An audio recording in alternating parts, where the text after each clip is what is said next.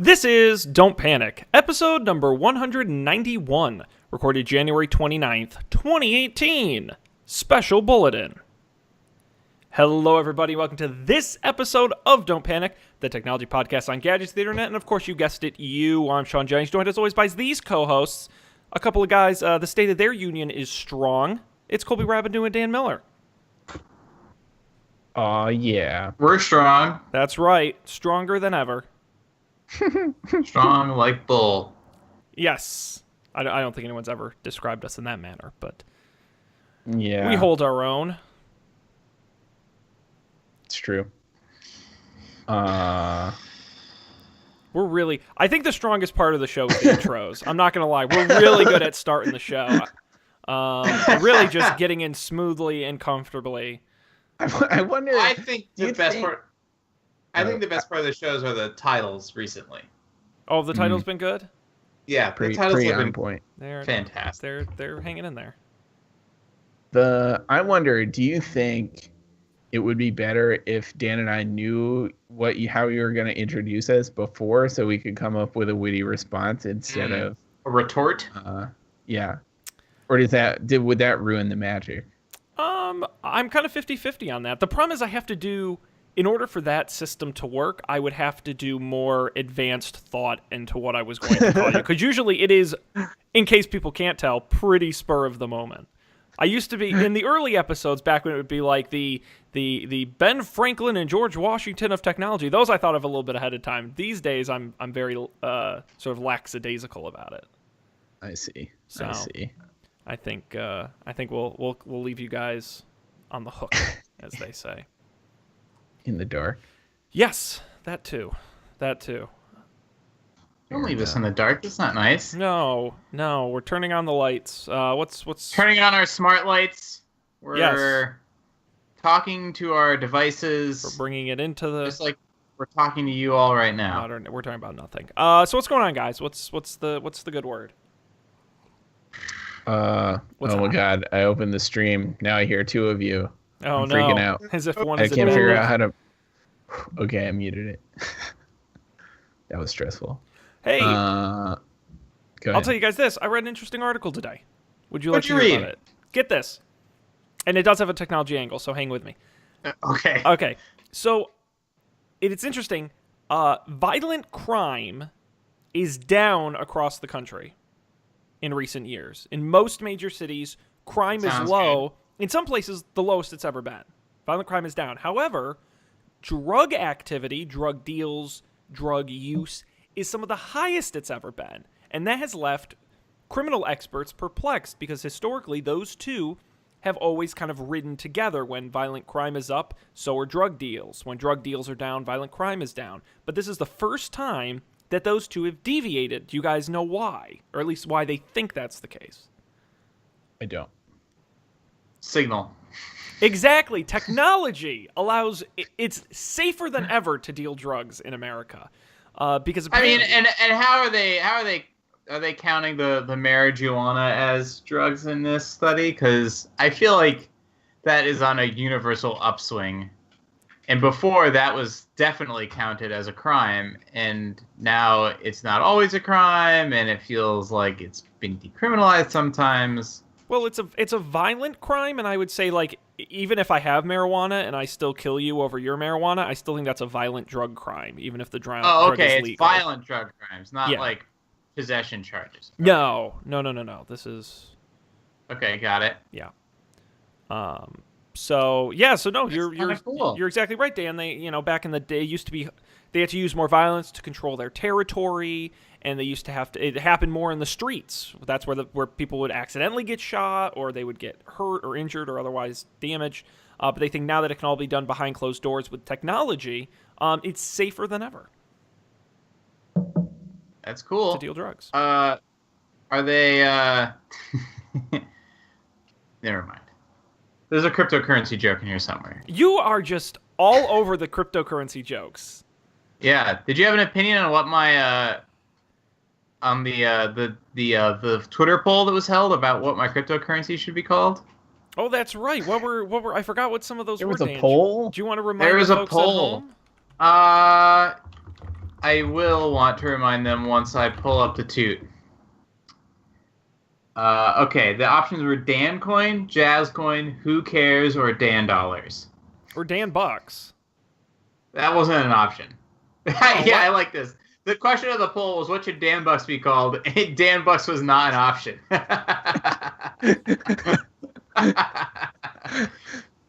Move. This is partly a problem because I use Tweetbot and I do not get Twitter polls, so I was unable to vote. Well, what would you have voted for? I like Dan Bucks, but it wasn't an option, so I guess I'm glad I didn't You're gonna have vote. to pick something else. I like Dan dollars. I'm going for the alliteration. I like the double D. That's what I was gonna say. Gross. Yeah, Colby invented Dan dollars. He coined it. Did I? Yeah, he did.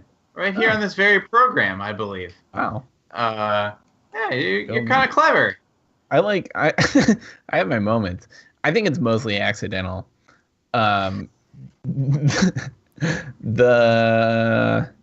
like Dan dollars for the alliteration as well, but I also like Jazz coin. But Jazz coin could be any. It's not Dan specific enough. That's the problem I have. That's true. Jazz coin sounds like a drug, by the way. Also, if you wanted to, Like you do a little jazz coin. You want to get some jazz? Some jazz coin. Just Oh, we do it. Want to get some jazz and some PHP? Yeah. Playing. Yeah. So jazz coin won. Although looking at it now, you could combine the best of both worlds and do an alliteration with my Twitter handle and have jazz dollars. I like that. That's pretty good. I think coin's overplayed. That's the problem. Right, but maybe it needs to be a coin in order to imply that it's a cryptocurrency. Although jazz dollars sounds like a gift certificate you can use to buy jazz.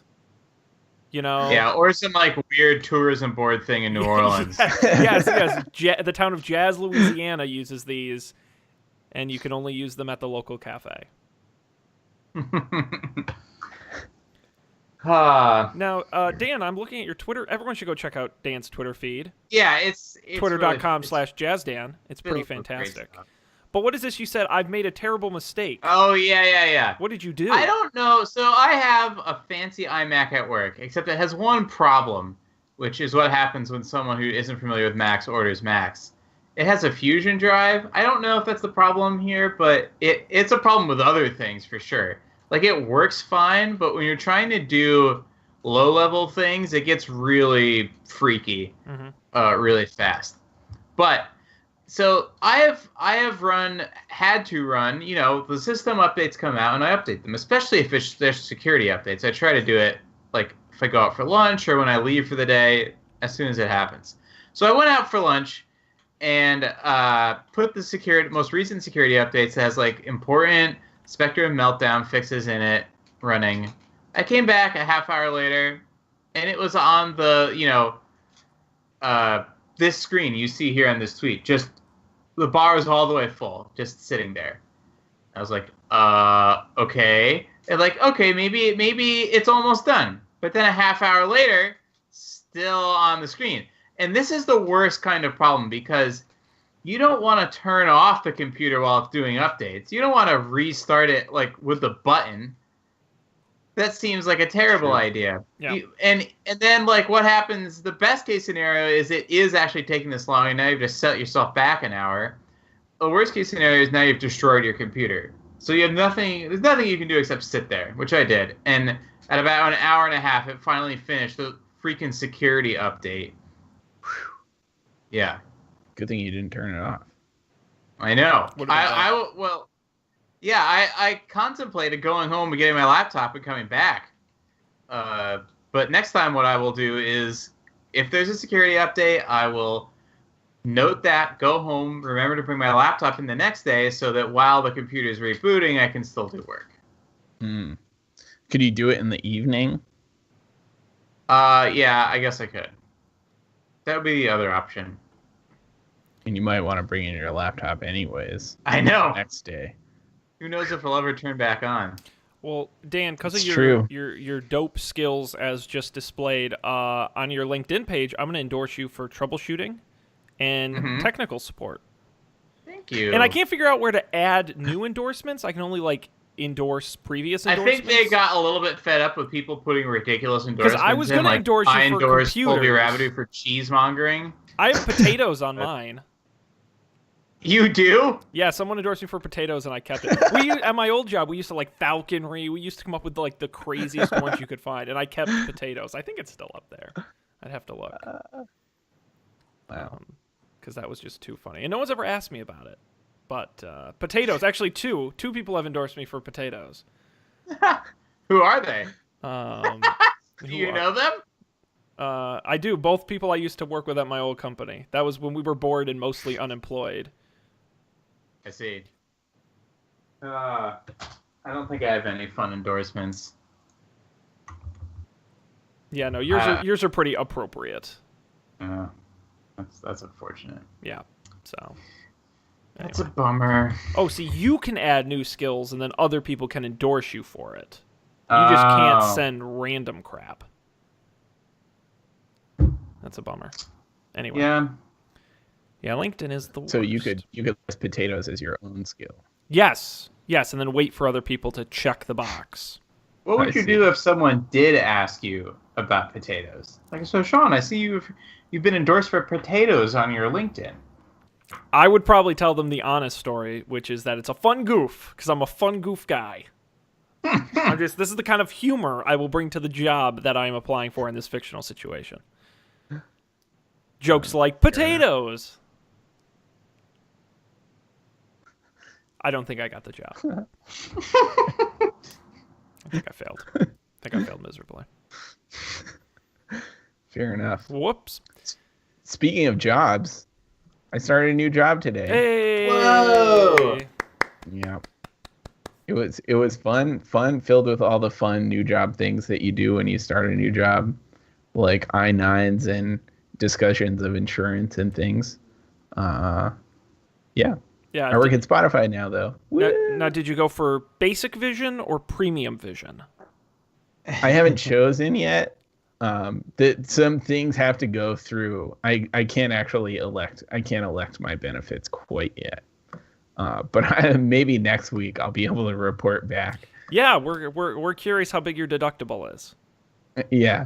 One thing I don't understand, like, now there's like a flexible savings account thing that you can use for health stuff, and also a health savings account thing that you can use for health stuff. And yeah.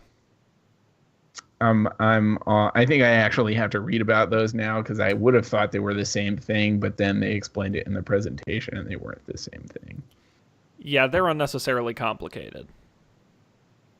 Word. But, I'm sure Don't Panic listeners don't want to hear it, but you can check out our other benefits exclusive podcast, where all we do is talk about options for your various care and insurance purposes. You can check that out over on the Coffee and Beer Network. Oh, yeah. Oh, yeah. Cool. Well, congratulations, Colby. That's very exciting. Thanks. At the start of a whole new adventure. Yep. It feels good to, so I haven't been working for the last 2 weeks, and I definitely got to the point where I stopped doing anything, and I had a whole week of being very productive. I rearranged my apartment, cleaned everything, and made organizational furniture purchases and stuff. Mm-hmm. But then all of that came screeching to a halt, and I spent the final 2 days just watching TV. So I think it feels good to have some structure, some external structure. Well, that and a paycheck. Well, not yet. It's gonna be. This is a volunteer only position. Yeah. Yeah. Cool. Well, good. Well, that's exciting. Well, please keep us abreast of any exciting developments in that story as that continues. And we've got an exciting event this weekend you and I will be attending. Extreme Beer Fest. Extreme beer fest. Now, how extreme is it? Dan, we're talking. It's pretty extreme. Dan, guess how many different beers there are? Not breweries, but beers there are at Extreme Beer Fest. Beers.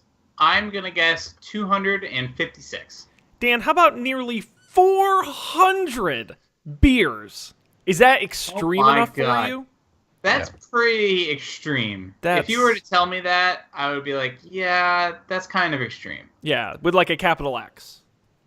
Yeah. And like- no E. That's like neon green, Mountain Dew, 90s deodorant extreme, you know? That's bold stuff. So Colby and I may not make it back next Monday. Yep. Yeah, if you never see or hear from us again, you'll know what happened. Yeah, when this becomes... We stumbled out of Extreme Beer Fest and fell into Boston Harbor, never to be seen again. Yep, just like most of the mobsters. I feel like there's a Boston Tea Party joke in there, but I can't get to it. Get to it. No, he hasn't had enough beer yet. You'll be throwing yourselves in the Boston River to protest the fact that there's no more beer to drink. Yep, after we've consumed all 400. Right.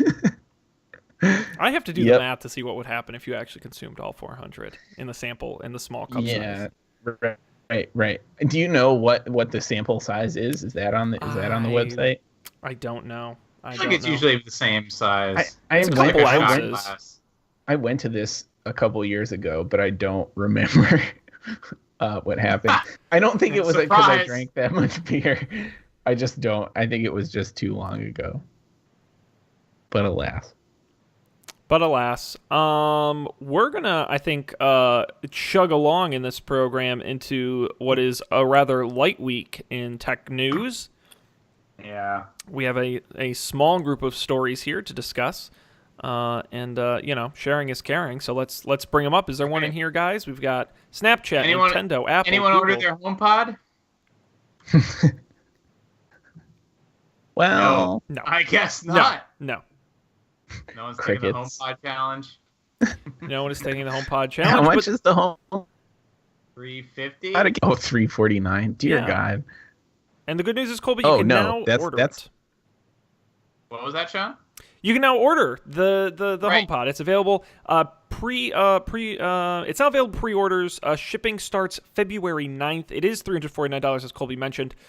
It will not ship with features including AirPlay 2, which allows pairing and multi-room audio. That will come later this year in a software update, but it will come with, as we previously discussed, the A8 chip, built-in Series 6 microphones, HomeKit support, and the ability to optimize sound for a given room.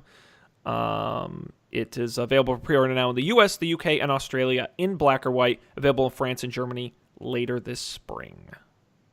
Whoa. Whoa, you can get two Sonos ones, Sonoses for the same the same price. Do you think they did that on purpose? I would say likely. Did they just recently lower the price? They did. If you buy them in the package, if you get the two, it's two Sonos One smart speakers for $349. It is technically a promotion and not a permanent price. They just haven't said when it will end. So, use that in your judgment. The Sonos One does have Alexa built in, and they've promised to add Google Assistant sometime in 2018. Yeah. So if I didn't have an apartment, I would consider these things. But I have an apartment, and I have surround sound speakers on my TV and an Apple TV. So I feel like I have almost all the benefits except I can't talk to it. But as we've discussed with all these other things, I don't also feel the need for a thing I can talk to, really. Mm-hmm. Mm. I kind of want to get a Sonos thing and put it in the bathroom because that's the last frontier I can't listen to anything in there. Well, my problem is I have very limited outlet and places to put the speakers in the bathroom. That's true. I've seen your bathroom. I see what you mean. It was also true at my other apartment, but I did have a speaker in there. I barely managed to make it work. But most bathrooms only have 2 outlets. Right. I don't know how many mine has. Do you think these Sonoses would make a good home theater, audio? Probably don't not. know. I Like, probably is should it- just get a You sound have bar. one, Colby, right? Is it laggy, or do you I mean- you just use the like you plug it right in for the I have the sound bar, but it's plugged directly into the TV. right?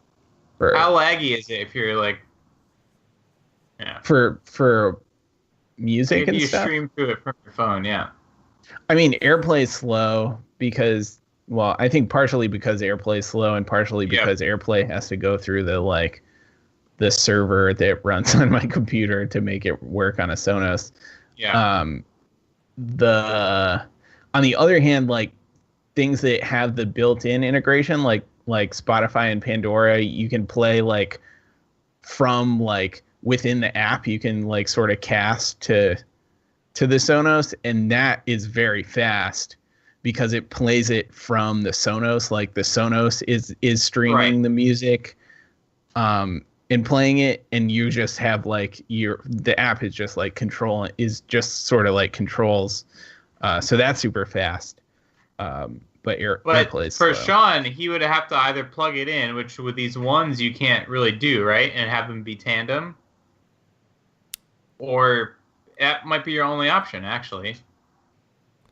If That's you want to use it for like an arbitrary, like you want to use it for your TV. Yeah, that's a good question. I would actually have to look and see how that works.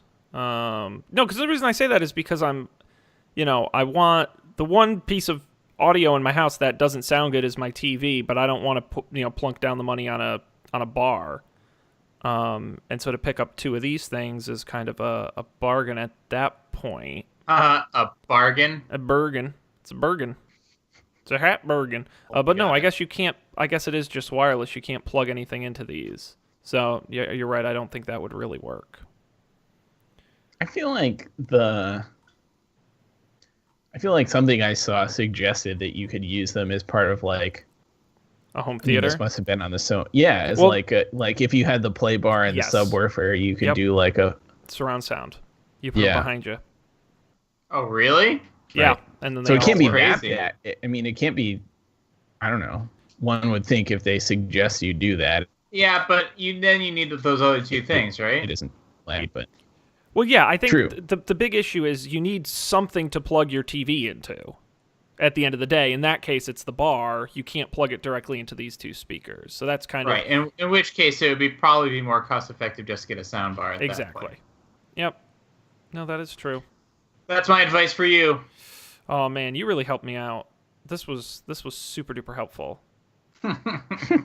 More stuff I'm not gonna buy. I considered getting into smart homes this weekend. I thought about it a lot because I was very compelled by the Dubai Friday argument of you don't have to get out of your bed to turn off your lights. Yes, I do that How- every why- night, Dan. Every night. But here's the thing. It's amazing. so do I.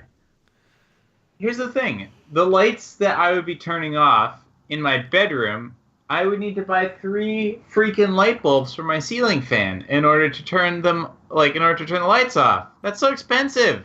They're not expensive. They're like less than $20 for the cheap light bulbs. For Wait, the which one just is- like regular. Look at the like GE like Link light bulbs. Yeah, Those are the ones I have, and they work totally fine. You can dim them and stuff. They're just like white LED lights. How are they controlled? Via Bluetooth? I think they do Zigbee. Oh boy. Yeah, you'll have to get a hub. How do you have it hooked up?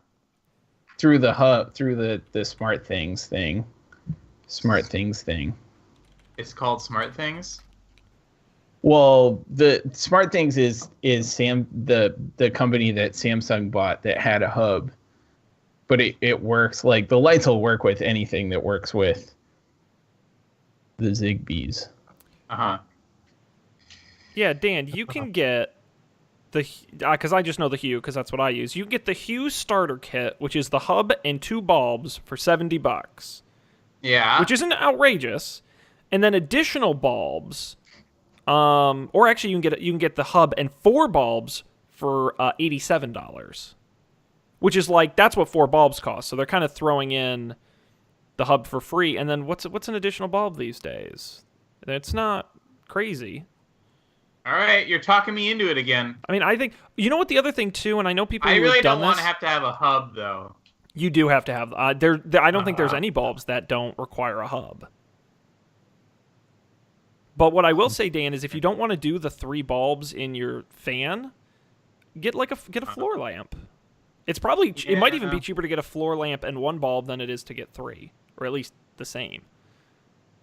Yeah. All right. We'll check back next week and see how this whole project goes. I think it's exciting. Yeah, get the bundle where you get the hub and you get the bulbs. And then I will recommend. I do love my wall switches. If you're doing Hue, it's up to you. You can do whatever one you want. If you're doing the Hue, the wall switches, they're $25 a piece. But especially if you're going in and out of rooms a lot, it's a little easier than an app or using the voice just to hit on, off, and dim with a wall switch. You just mount these on your wall. It's not like an electrical wiring thing. Nope. It's just a wireless fob almost, except it sticks to your wall. Well, couldn't I just? Okay, yeah. And it works real fast. Works great. Okay. Yeah. Okay. What I need is a thing that like attaches to my existing light switch in an analog way and like just flips the light switch. That's what I really want. They have those. like the Really? Yeah. Like the smart lock. Well, yeah, but this is for light switches. Yeah, they have those. That's a thing that flips the switch manually with like a motor. I forget what it's called. They have them. They also have them. God. If you're construction inclined, you can actually. They have them where it's the whole like receptacle. You unscrew the whole your existing receptacle and replace it with like a brand new whole switch unit. Like those I've seen, but I don't think I can do that really. Like realistically. No, well, in your building, I can imagine the wiring is super duper. Right. It's historical. Yes, yes, it's a landmark. Don't touch it; you might break a law. But no, I would say, but yeah, they do make them where they can, but they're big. They kind of jut out a little bit. Anyway, what I was going to say is, speaking of smart things, Fitbit came out and said they're officially ending support for the Pebble in June, which means I have until June to replace my Pebble Watch. Oh man, what are you gonna do? I don't know. I'll probably get an Apple Watch, but get the Apple Care on it. Yes, you taught me that lesson well. I forgot about that. Oh yeah. My goodness. Yeah, your pain can be my gain. Thank you.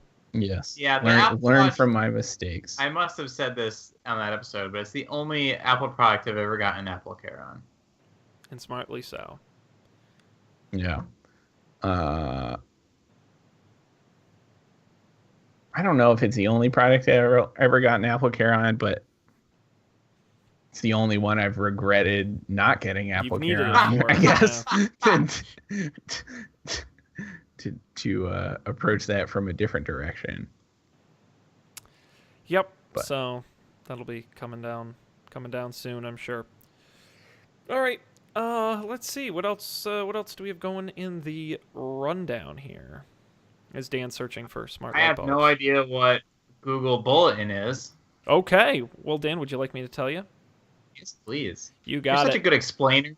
Oh, if I was more ambitious, I would actually like write up like a teleprompter style breakdown of these and not just read off the article. You don't need it. Well, no, because I read the articles. These articles are very well written, so I kind of am just stealing from them. Like this. Hey Dan, Google has a new app called Bulletin that lets anyone contribute news about their local community. Now, it's only available in Nashville and Oakland in a limited pilot program, but the way it works is it lets users, anyone, post photos, videos, and messages directly to the web straight from their phones without needing an existing blog or website. Now, those stories are public and can be accessed through Google Search, shared on social networks, or sent in email and messaging apps. The idea is that it's more short-form news that typically you would post to Twitter and Facebook, except that this makes it public and available for everyone to see. Essentially, you're generating the news. As I said, available now in Nashville and Oakland, but you have to sign up to be in early access on the beta. Beta. Alpha, beta. Hey, beta. Delta. Yeah, so there you go. It's very early. I mean, even the website barely says anything about it. It's a very early really work, but sort of the demo version they show, I'll put it up on screen here on the video, is like, winter storm floods river, wipes out road, and someone just typed it up quick and posted a photo. So it's kind of like a more newsy version of Nextdoor in some ways.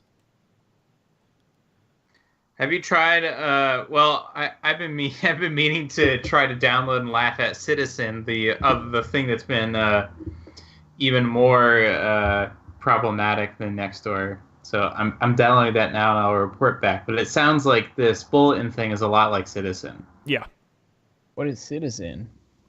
Citizen is like Nextdoor, but it's based around police reports. So I don't know how they get the police reports. Oh, is that the one that's like the police dispatcher things? Don't know. I feel like I saw that.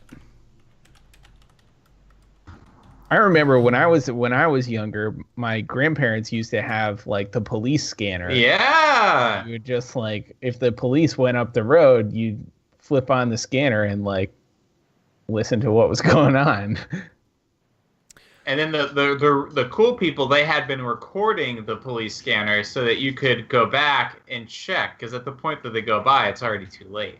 True. The good stuff may have already happened. These are the same people you got your amateur radio folks out there. These are same. So maybe that's what this Citizen thing does. So I can scanners as a service. Yeah, I can break down Citizen a little bit. I didn't know the history. You'll find this interesting. It was originally called Vigilante. Yeah.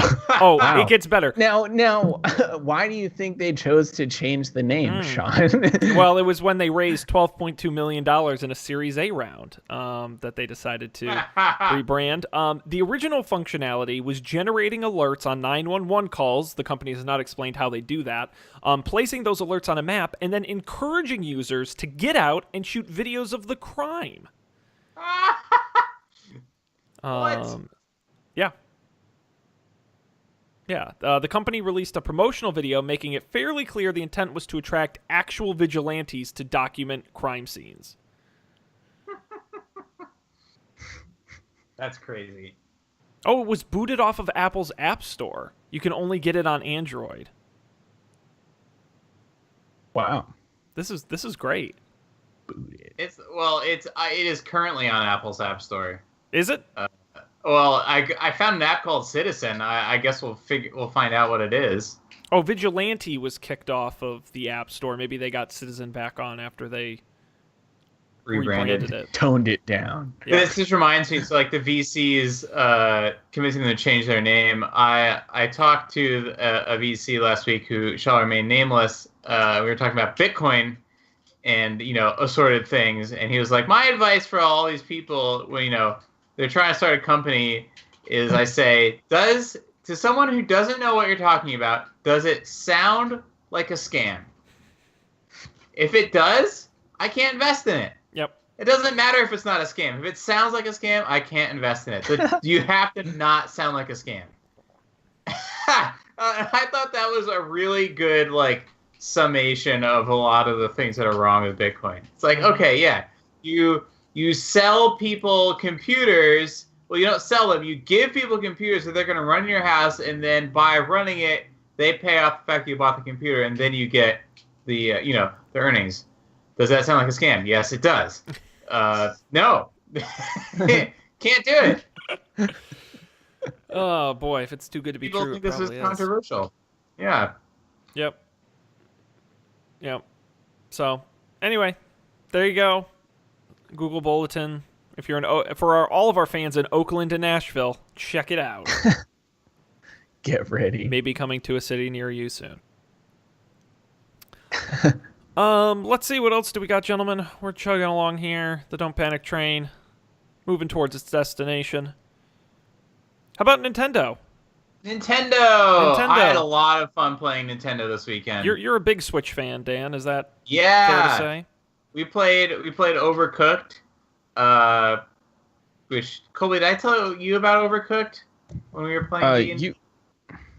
You mentioned Overcooked. I don't think you said exactly what it is. So it's a game where I think there's two ways to play this game. You can play 2 to 4 people cooperative, where you're all trying to, these meals come in and you have to okay, we need to chop lettuce and tenderize meat, cook the meat, put it on a plate with a bun in order to make a burger. Oh, and then we need a burger without lettuce, or we need a burger with lettuce and tomato.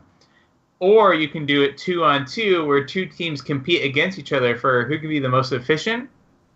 But then where it gets interesting is there are maps that are open, so you on the other team can try to steal another team's finished food, or take their pot so they can't cook anything anymore, or light their side of the kitchen on fire by causing a grease fire. Or there are levels where everything's moving around.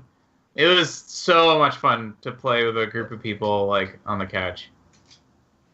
Is one of the maps Rainbow Road? Yes, it's a kitchen on a floating iceberg, and you're sliding around as you're trying to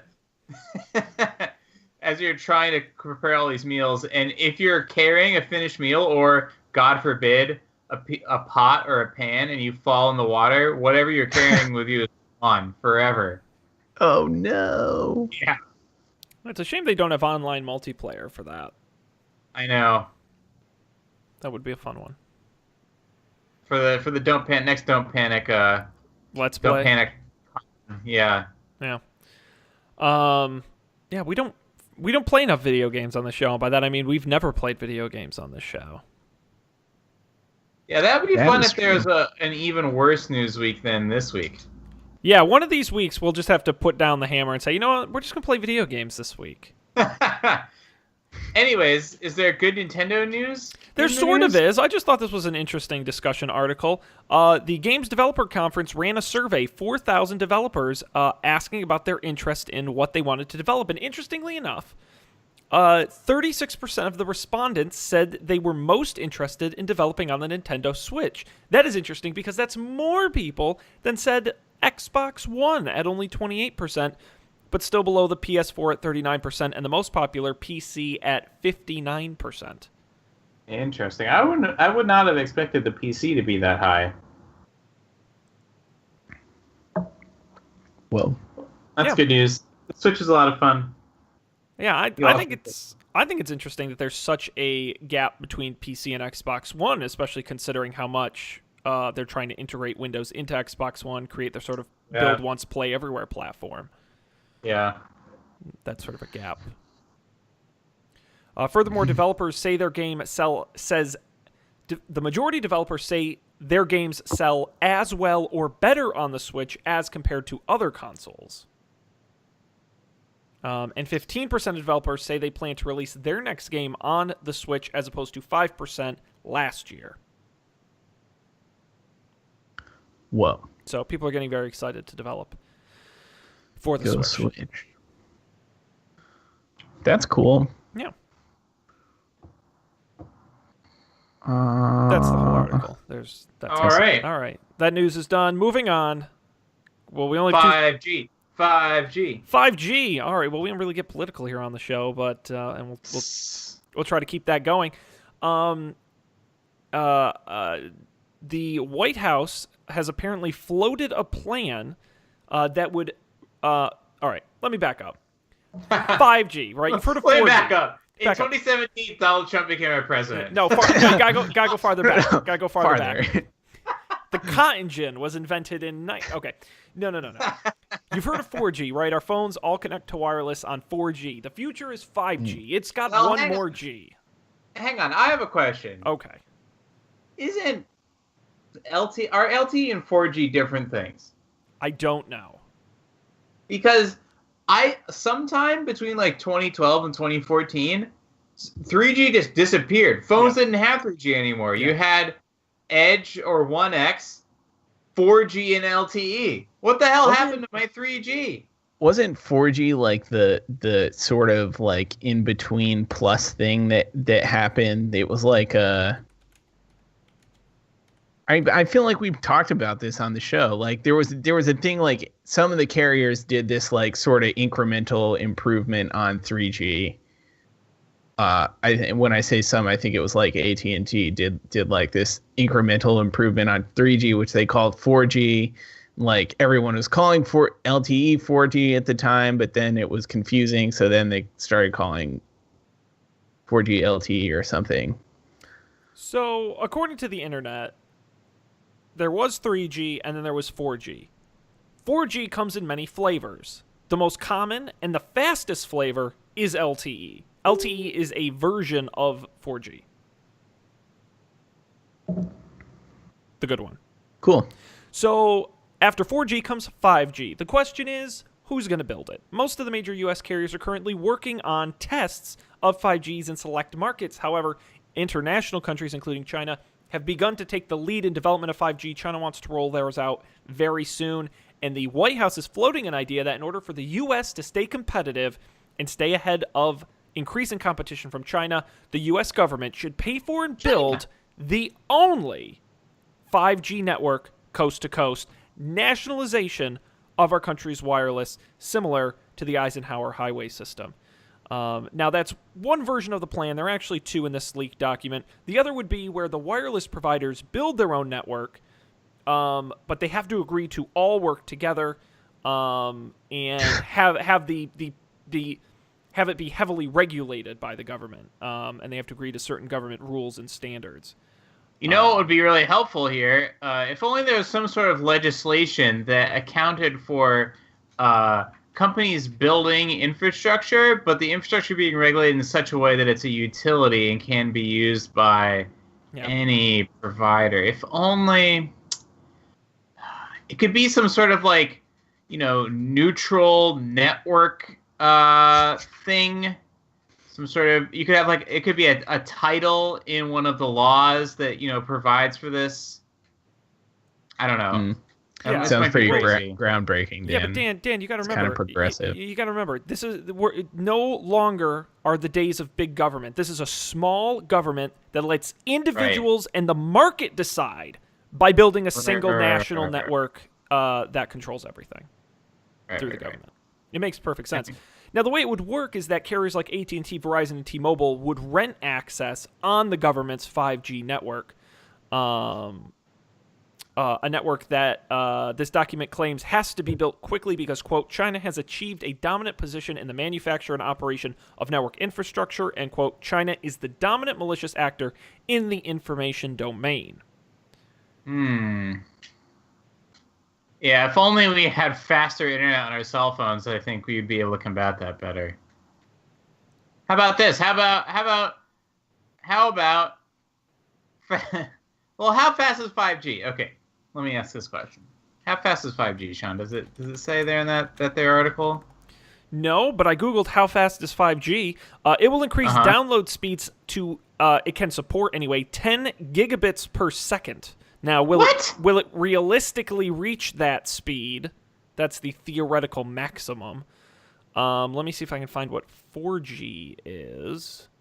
Yes, 4G tops out at about 1 gigabit per second. So it's about 10 times faster. Oh, and yeah, no, again, it's a theoretical maximum. I'm agreeing with you, but 10 times would be sort of your, whatever. Let me run a speed test on my 4G now and see what speeds I'm just getting here hanging in my house.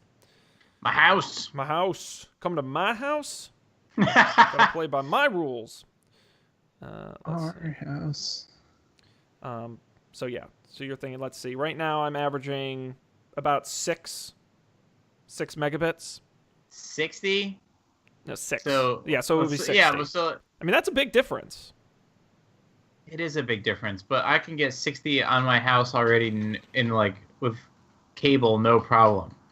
Where's the 10 gigabit wired connections? It'll actually be 10 gigabit when it says that it will be. But that's the thing, Dan. It's a lot harder to install wires in the ground than it is to put up towers. I know. So if the government's going to invest, I feel like I would be more in favor of a government plan that did that because that's hard. Yeah. And the companies won't do it. Yeah. Well, the market actually will take care of itself here. Yeah. And they are, and they're, like I said, the major carriers are working to build it. Not as fast as some nations in Asia, but they are working on it. So they want to do it. The U.S. government wants to do it in 3 years. 3 years. Yes, they That believe seems fast. it will cost an exorbitant amount of money. I didn't see anywhere where it listed the exact amount, but it will certainly, they believe, create jobs and be overall more safe for our nation. Probably would create jobs, I guess. That makes sense. In the short term.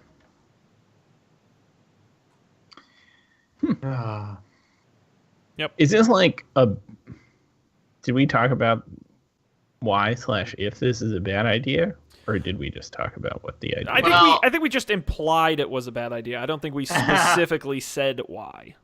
I mean, whatever. I don't think it's a bad idea. I just think that if you're going to spend all this money on internet and technology-related things, there are better things you could be spending it on.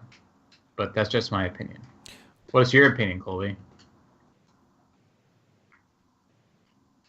I don't know. I don't know.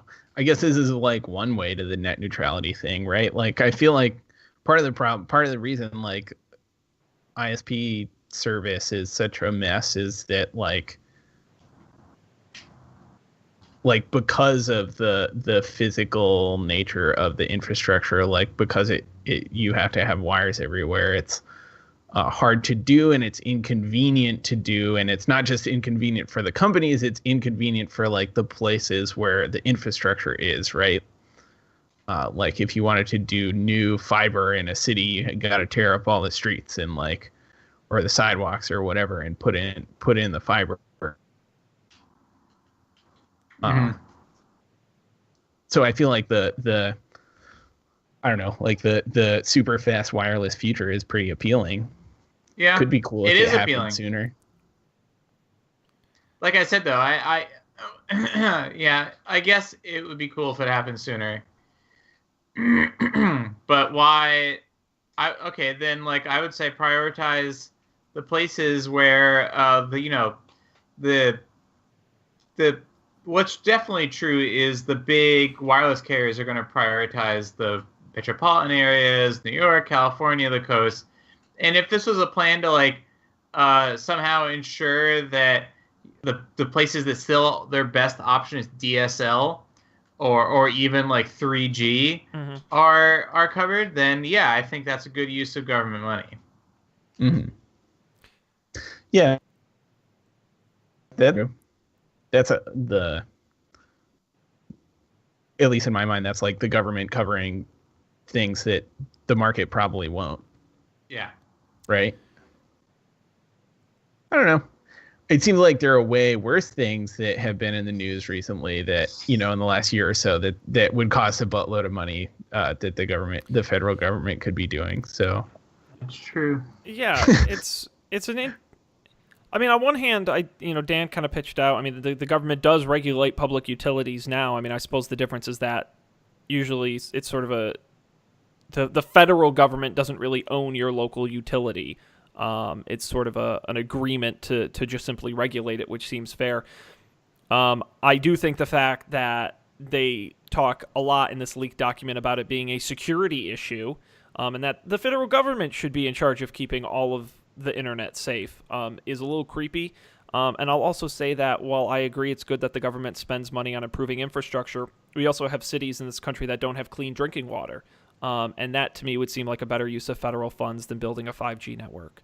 When the private market already has incentive to do it, whereas they don't have incentive to replace, lead-filled pipes. This is true.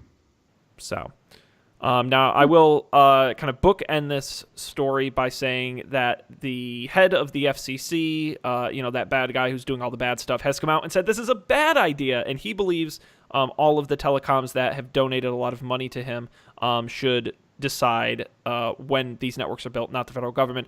And the White House has come out and said that this is an old proposal, and while they technically didn't say they're not considering it, they did say that it's not a priority and isn't likely to turn into much. So, we've seen a couple of scary... There was the presentation a while back when they were talking about what to do in Afghanistan. Someone had pitched the government on completely privatizing the entire military in the Middle East.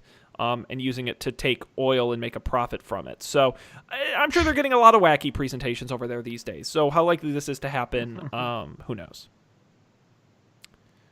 But anyhow, we're just about ready to move over to picks. We've got lots of picks in here tonight. I know. But, considering we only had 5 stories in the rundown and we did 4 of them, I'd kind of feel bad if we didn't do this last one. So while you guys are filling in your picks, this is a quick one. Snapchat is rolling out Snapchats on the web. That's right, getting off your phone and onto the internet. Stories will now be available to be watched in browser. Now, it's not all stories. It's going to be... what they've got names for these official stories, which are kind of those brand partner ESPN stories you'll be able to view. Our stories, which are those sort of shared, like, oh, we're all at a festival type events. You will not be able to share your personal stories on the web just yet. You will be able to click and share a link and post that to wherever and view it on the web. This is coming soon. It's available in select countries now. In the next couple weeks, they're rolling out the app redesign. This will be coming out parallel to that at the same time, and you'll be able to view these on their website at snapchat.com. Very exciting. So there, I know. I haven't been more excited for a tech announcement in, since the original iPhone. I mean, I know, Dan, you just sort of look at your phone at the end of the day and just yell at it, but I want more! And now you can get more. So it's pretty cool. Can I pick something I already talked about? As long as you haven't previously, but I thought, did no one pick this before? No, I just talked about it 2 minutes ago. No, I know, but I'm saying on another. All right, because I've talked about it before too, but I don't think anyone's ever picked it. So anyhow, okay. You have? Oh. You're good. You're good. All right. But I'm gonna go first because I have the most boring pick. You two picked cool, fun picks, and I picked a Windows utility. Oh yes. Well, I have a Windows computer now, so It's been a while.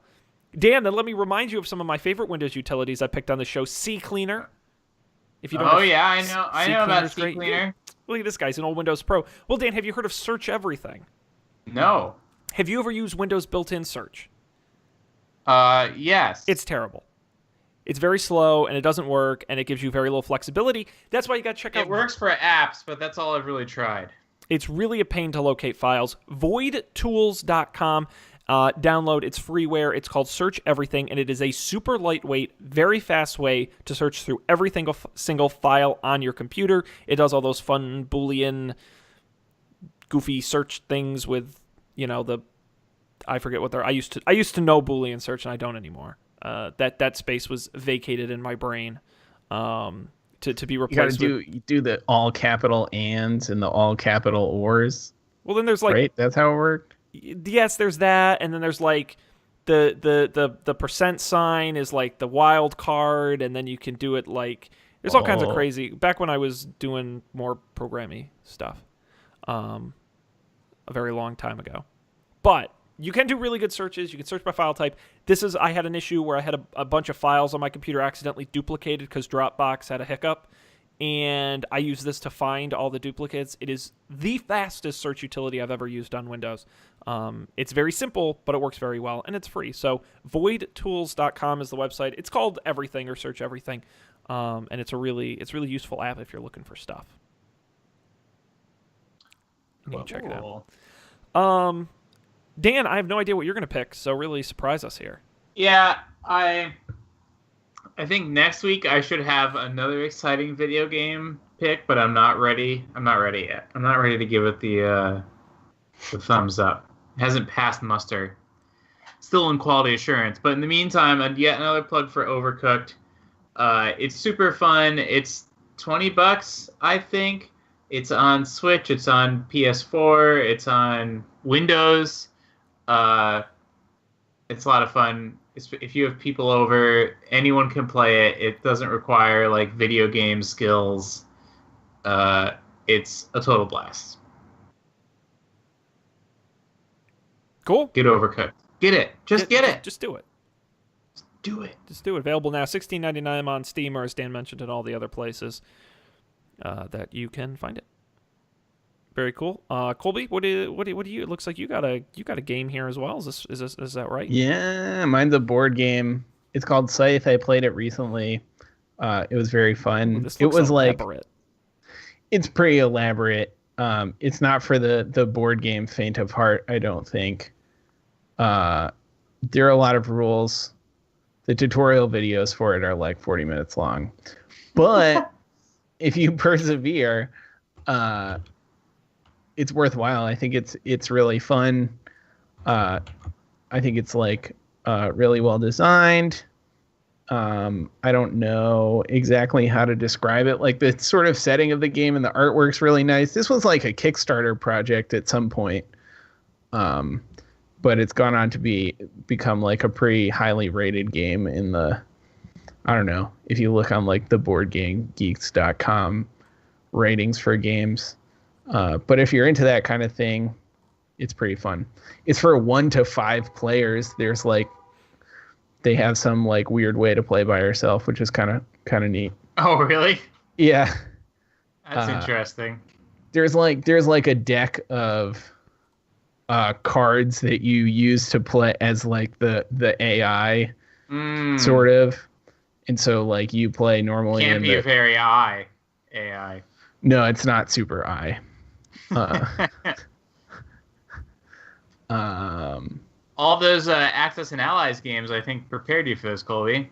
You're welcome. Right. It's actually, I would say, like, if you've played Access and Allies and been like scared away, I think it plays a lot better than Axis and Allies. The way like the turns is set up, like turns don't get. I mean they do a little bit, but it doesn't get like exponentially more elaborate as you play the game. Like, I don't know. Like when we used to play Axis and Allies, it was like, you know, it'd start out and it'd take each team like 10 minutes to take a turn, and by the end of the game it'd take you like an hour and a half to get through one turn because you had to roll so many dice. It like doesn't have the risk problem where you're just rolling more and more and more dice. I feel like the problem with Axis and Allies too was the stakes got much higher the later in the game you got, right. So you felt like you really had to think through your decisions. Yep. And there was so much to do in Access and Allies, right? Like yes. there were many phases. Right. Like when you got later in the game, you needed to do like many more things because you had so many more pieces and stuff. But yeah, it's a fun one. Very cool. Scythe. Just Scythe. It's a game. That's no, it's neat. This Are you a big board game guy, Sean? I'm gonna say no. I've never really thought about it. No, I'm not against. Dan, that's like saying, Sean, are you a big bungee jumping guy? It's like I don't do it, so I can't. Oh my you God. know, like I never play board games. I think we can solve okay. that problem. When are we gonna have Yeah. an actual game night? That's the question. Game night's game night. Yes. That's what we can do the next time. The next time Matt is nearby. Yeah. Yeah. So real the next game time night. Matt's nearby, we're gonna play Overcooked, play a board game, and go bungee jumping. Okay. I would do Not that. necessarily in that order. Sure. You would get me bungee jumping. I would do that. Oh my God. Be careful what you wish for. I am very surprised. Now, skydiving I will not do, but bungee jumping I will. Interesting. I feel almost the opposite. I feel like you could get just as dead bungee jumping as you can get skydiving. sure. Yeah, But yeah. I don't and if feel if I'm gonna take the risk, I want to say I went skydiving. I think I think the difference is it's going to be easier to get me to jump off of a lower platform than it is a plane. There is probably less lead up, right? Like you don't have to like take off, get on a plane and then right, like you just get like pushed off a bridge and then you're it's over. No, and you're not tandemed to someone on a bungee jump. That's the other thing too. If you're skydiving for the first time, you're gonna be strapped to someone, you know. True. And it's just me, and you just gotta jump. Anyway, I don't want to go bungee jumping. I'm just saying anyway. I feel like the end of the like the bottom of the bungee jump when like your stomach goes the wrong way, like that seems super unpleasant. And like while I'm sure skydiving is unpleasant in its way, feels less unnatural. Also, skydive is longer, too. You're going to be True. up in the air a lot. The bungee jump's going to be over faster if you don't like it. If you skydive and you don't like it, it's a long way down. Do you think? I feel like the injuries you risk sustaining, skydiving are more likely to kill you. Do you think you're more likely? No, I don't. Maybe I this don't is a think question that's to true. ask. I don't think that's true because there are like the bungee jumping. If your rope snaps or is misconfigured, you're just dead. You're just dead. With like skydiving, you don't skydive into a mountain range, and yeah, like. But what are the chances that both your parachute and your backup parachute are going to fail to deploy? I don't know. But bungee has, I would say the average injury is probably higher in bungee jumping. The extreme end of injury, I think, would be what's the worse in P99? skydiving. Yeah, that skydiving, you're Right. you're soup on the ground. So that's what I was. I don't know if you're like less likely to get injured or more likely to have a fatal injury. In a way, it's better. Like, I don't know. It depends what you want, but like, if your choice is be totally dead or be like paralyzed, I don't know. Like that's something you should take into account, right? Now I want to Yes, look up I number think of so. skydiving fatalities.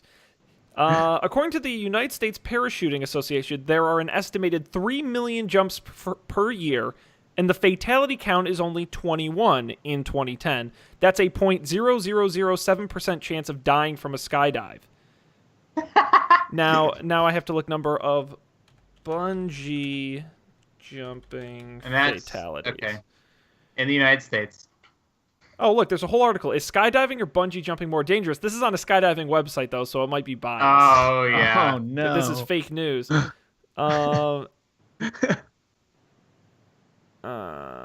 see. Where does it say? Although if they say that It's if they the say same. that It's the same. Wow. It's they're both roughly 1 in 500,000.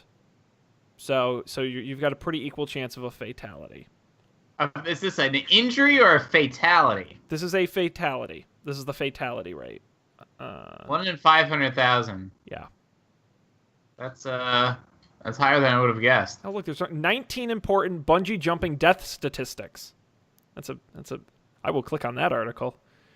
Between 1986 and 2002, only 18 reported fatalities have resulted from bungee jumping. Okay. And how many skydiving?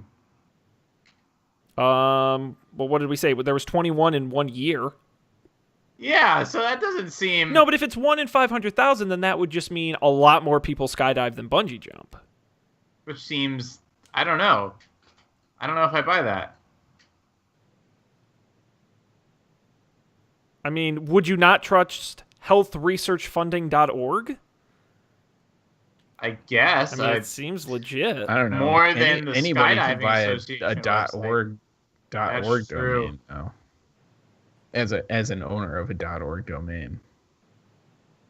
Oh, look at this. In April of 2008, a 37-year-old man made bungee jumping history when he jumped off a 100-foot tower attached to a bungee cord made entirely of condoms. Oh my 18,500 to be precise, Dan. wow. Yep. Good for There's him. a world record for everything. Hey, man, dream. Just remember, dream on. You can do anything Did you you hear set that your story mind to. today about the video game world record that was invalidated today? And it was very controversial because the guy had submitted his record to like Atari magazine in 1970 whatever or 80 whatever. Mhm. But he never submitted any proof, and the magazine never asked for any. But he was using the fact that the magazine accepted his record as proof that it happened. That's awesome. And they finally invalidated it because they went through the game's like disassembled code and figured out that the time he reported was impossible. Wow. That's a long-term scam right there. Thank Yeah. God, the truth comes out. It's like one of those people where, oh, it was your neighbor all these years, but it turned out they were really like a mobster in witness protection. You're like, could you imagine living that lie for all those years? Hey, you're the guy with the video game record. Not anymore. I used to be that guy. Not anymore. Now I'm just a guy with a video game. Now I'm just a guy brandished a liar. Okay, we really do have to end the show. This has been fun. This has been as I said, we're not great at the intros. We're much better at the end of the show. Stick around to the end. That's where the good The stuff is. outros. Where we talk Maybe about. you should just put the end of the show at the beginning. I could. That's smart. Just reverse. What if you play order. the show backwards? Yeah. Ah, will it be like Pink Floyd, Dark Side of the Moon? No, I'm thinking more like it'll be more like the Beatles, where Colby is dead. You're like, oh my god, what? Is there a conspiracy here? Colby is the Antichrist. That would be funny. Please, somebody out there, listen to the show backwards and report back if we've said anything. If there's any sort of subliminal messaging happening in the background of the show. That's why parents these days don't let their kids listen to podcasts. Too much satanic content.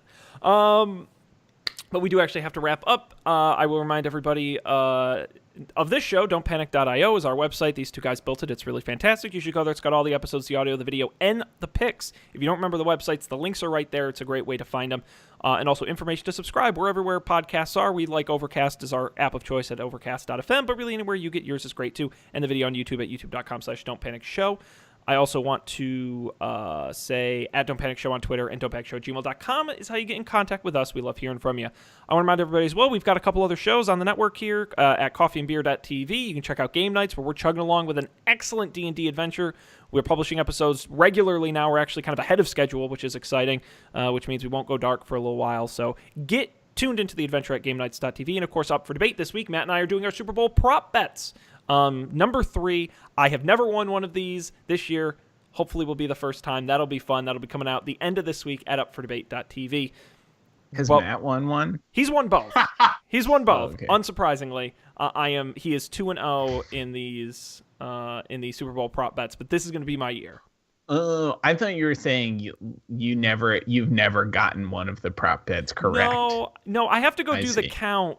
Each year it's not a huge gap, but he wins in points. So he's won the last 2 years, and this is gonna be my year. Do you guys want to make your Super Bowl picks before we wrap up the show here? For who wins the Super Bowl? Sure. It's this weekend. Well, I didn't know picks for what.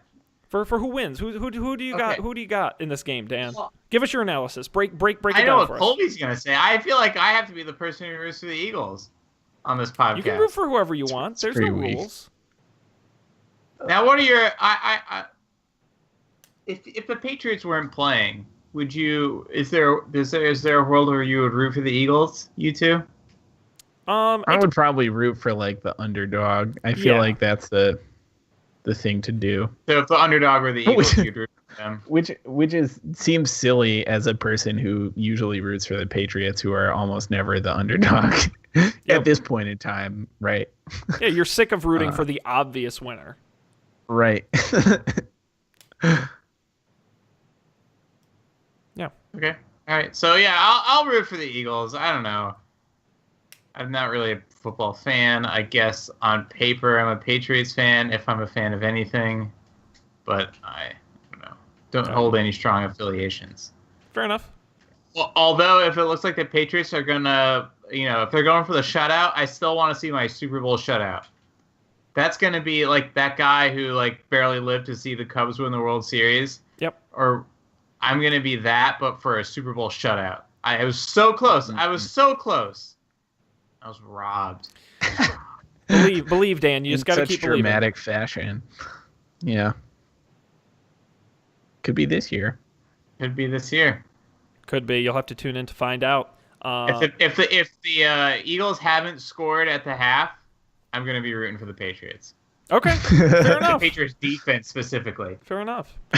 Well, I will remind everybody, Dan. I'll keep that in mind. What we do is at Up for Debate TV on Twitter. I live tweet the Super Bowl with updates on how our prop bets are doing, and maybe we'll make that a prop bet. Will there be a shutout? Okay. Just the Dan Miller bet. The Dan Miller Gambit. Exactly. But you'll have to check that out later this week. That's going to do it for this show. Thanks, everybody, so much for joining us. On behalf of Colby and Dan, this is Sean. We'll see you next time for more tech news and good times here on Don't Panic.